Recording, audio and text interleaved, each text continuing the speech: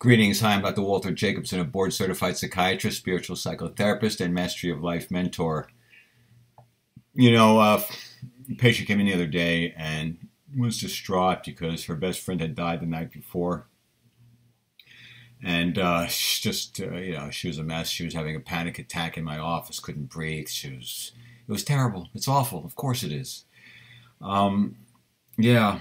This story is terrible on two levels. On one level is her friend went to a doctor and she had a really bad infection of some sort, and the doctor gave her an antibiotic but said, this is just, to get things going, you need to go to the emergency room. You need to be in the hospital.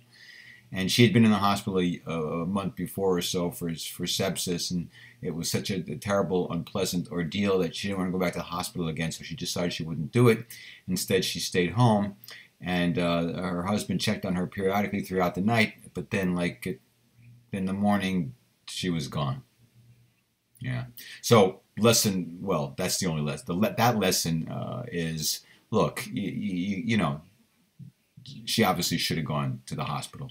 And, our health is not something that we should procrastinate on or not do, or put off, or not follow doctor's instructions. So a word to the wise. If your doctor tells you you're really sick and you should go to the hospital, do not pass go. You know what I mean? Get thee to the hospital, pronto. But that's not the point of this story. The point of the story is my friend my patient, her friend, that she didn't have a chance to say goodbye.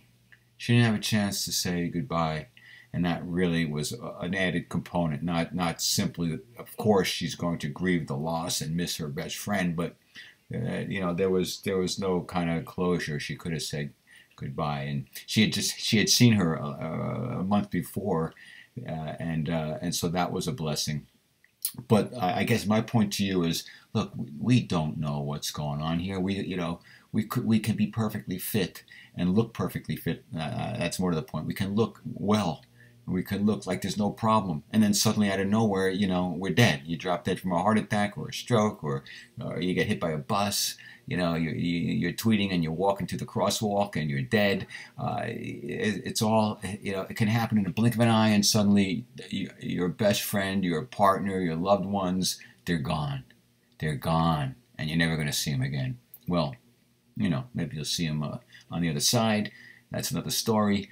But basically on this plane, you're never going to see them again. So my point is this: cherish everybody. Cherish your loved ones. And perhaps you should treat them as if that's the last time you're going to see them. Cherish them. Love them. Support them. Encourage them. Embrace them. Hug them. Let them know how much you care. Make it matter. But really, we don't know when our time is up, their time is up. Treat each day as if it was your last.